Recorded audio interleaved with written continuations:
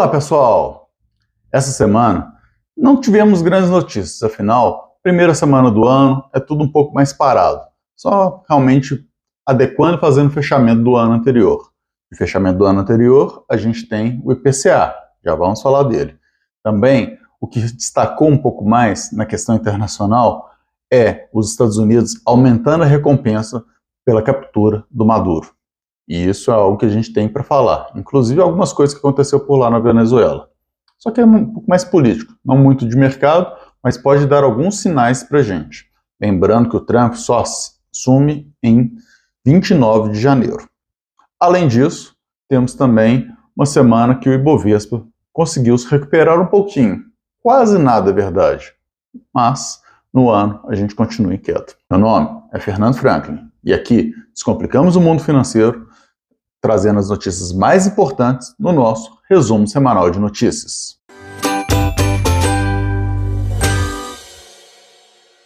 Então, sem mais delongas, vamos falar primeiro desse aumento da recompensa pela captura do Maduro. Então, os Estados Unidos aumentou de 15 milhões de dólares para 25 milhões de dólares, um aumento substancial, porque o Maduro mandou prender a Maria Corina, que era opositora, que estava fazendo uma manifestação contra o governo dele. Isso aí é um ponto importante pelo seguinte, não por conta do que está acontecendo na Venezuela, dos Estados Unidos mandando bloquear lá, porque isso realmente não interfere diretamente no mercado. Mas o que interfere é, a gente sabe que tem alguns países que prestaram apoio ao governo do Maduro, e os Estados Unidos fazendo esse cenário mostra que ele não está disposto a aceitar esses apoios. E isso antes do Trump assumir. Com o Trump assumindo, isso deve piorar, o que pode significar algum tipo de taxação aí para quem apoiar, quem tentar ajudar a Venezuela, o Maduro nesse sentido. Então é isso que a gente tem que ficar de olho. Esquece a questão política, se está certo, se está errado, não é isso. Entenda só que os Estados Unidos pode punir quem resolver dar uma ajuda ali para a Venezuela. É algo que os Estados Unidos costumam fazer e que o Trump fez muito, não necessariamente em relação à Venezuela, mas o Trump fez muito, em algumas vezes na prática, em outras em ameaças, né, durante o seu último governo. Tá? Então esse é um ponto importante.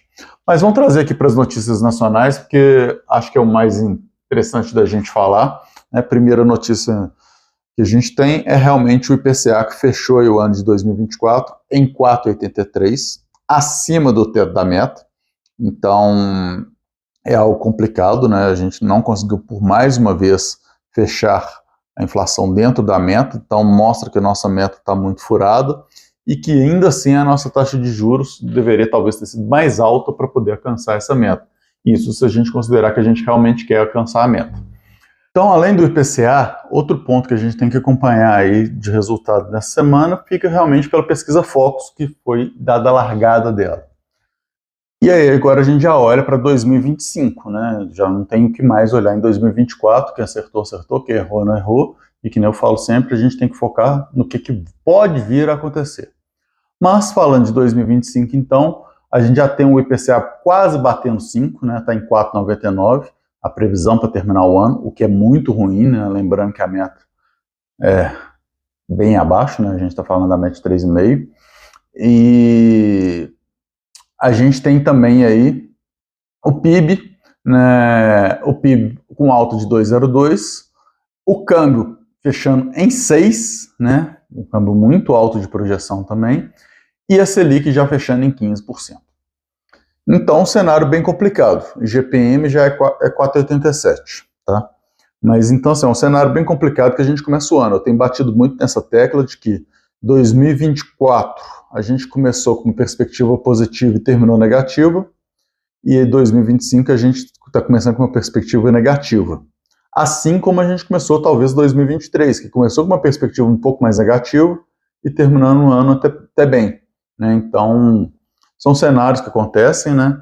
E a gente precisa ver o que efetivamente vai dar, mas se não mudar alguma coisa, a gente atingir essas previsões, a situação fica um pouco mais complicada. O Ibovespa ele fechou a semana em em alta, uma leve alta, ele fechou a semana em alta de 0,27, né? Foram cerca aí de 300 pontos só que subiu, né? Basicamente estável, né? Quando a gente pensa.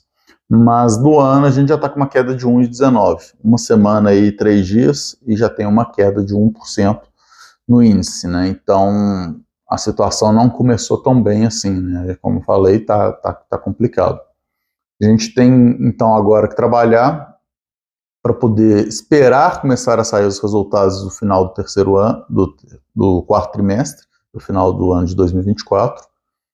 Quando esses resultados começarem a aparecer, né, aí a gente começa a ter um pouco mais de informações, um pouco mais de situações que podem ir ajudando, né?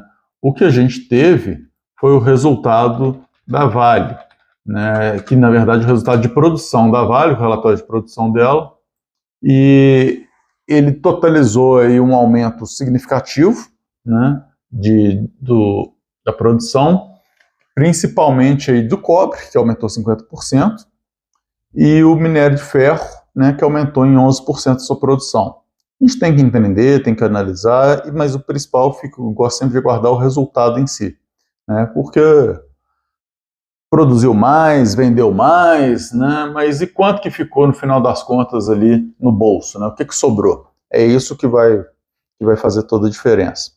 A gente também tem, então, que aguardar sair isso, vai ter também produção da Petrobras para a gente poder analisar, os números da B3 também, que são interessantes a gente acompanhar pensando no mercado como um todo, mas o fato é que realmente chegou o momento do ano para começar de novo. A gente brinca sempre, né? Não só do mercado, mas todo mundo brinca que o ano só começa depois do carnaval, mas no mercado a gente sabe que o ano vai começar quando começar a sair os resultados aí talvez dê uma engrenada, torcer para ter alguns resultados bem positivos, né, para poder dar uma animada nas pessoas, porém, se a gente não tiver algo especificamente que ajude a economia como um todo, vai ficar um pouco complicado. Era isso que eu queria trazer para vocês hoje. Uma ótima semana para todo mundo. Até a próxima. Tchau, tchau.